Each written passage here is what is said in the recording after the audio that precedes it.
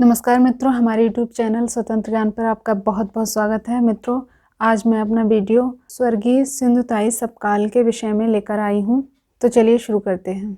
तेरे माथे पे ये आंचल बहुत ही खूब है लेकिन, तेरे माथे पे ये आंचल बहुत ही खूब है लेकिन, तू इस आंचल से एक परचम बना लेती तो अच्छा था।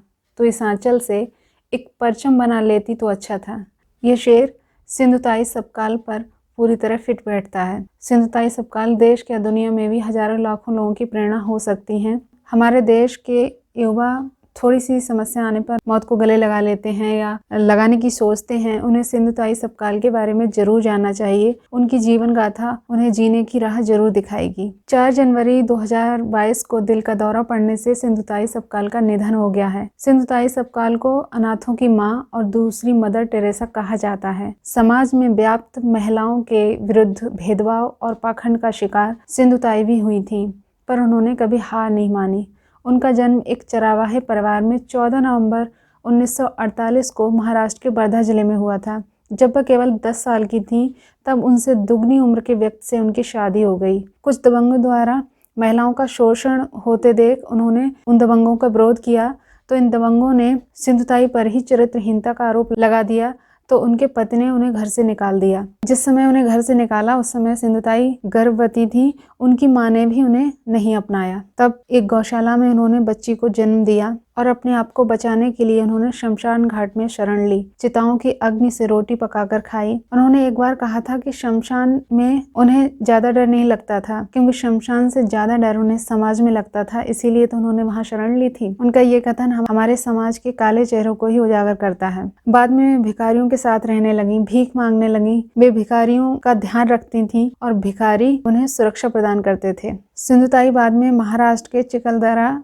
जगह का नाम है, वहां जाकर बस गई थी, जहां एक बाघ संरक्षण परियोजना लाई गई और 24 आदिवासी गांवों को खाली कराया गया। तब सिंधुताई ने इसके खिलाफ आवाज उठाई, क्योंकि वहां जो भी लोग रह रहे थे वो सब बेघर होने जा रहे थे। और तब सरकार ने उनकी बात सुनी भी और आदिवासियों के लिए पुनर्वास व्यवस्था भी की गई थी। यहीं रहकर उन्होंने औरों के जीवन की कठोर से कठोर वास्तविकताओं को जाना, उससे परिचित हुई। उनके आसपास असहाय, अनाथ और बेघरों की फौज थी। उन्होंने तब सबको आश्रय देने का सोचा और अनाथों की मां बन गईं। अनाथालय बनवाने और चलाने के लिए फिर उन्होंने कभी किसी के आगे हाथ नहीं फैलाए, बल्कि सार्वजनिक मंचों पर प्रेरक भाषण देती थीं और लोगों से उनका समर्थन मांगती थीं। इस समय उनके द्वारा चलाए जा रहे अनाथालयों की संख्या 6 है। इनमें से कई बच्चे जो उन्होंने पाले वो अब डॉक्टर हैं, वकील हैं, शिक्षक हैं, बैंकर हैं और अन्य कई पदों पर भी आसीन हैं। अपने जीवन काल में उन्होंने सैकड़ों बहुओं, दामादों और नाती पोतों का भी सुख देख लिया था। उन्हें अपने जीवन से कभी कोई शिकायत नहीं रही। वे कहती थी उन्हें ना माँ से शिकायत है ना पति से। अगर वे लोग उन्हें ना ठुकराते तो वे इतने बच्चों का जीवन कैसे संवार पाती।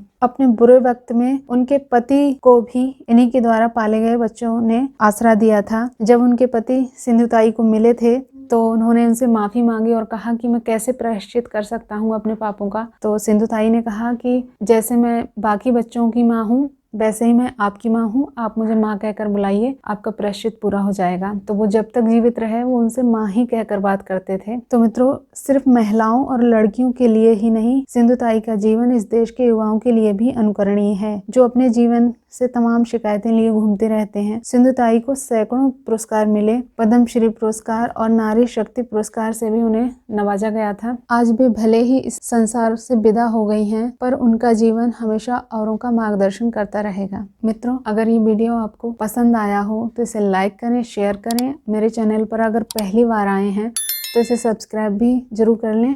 अपना अमूल्य समय देने के लिए आपका बहुत बहुत धन्यवाद।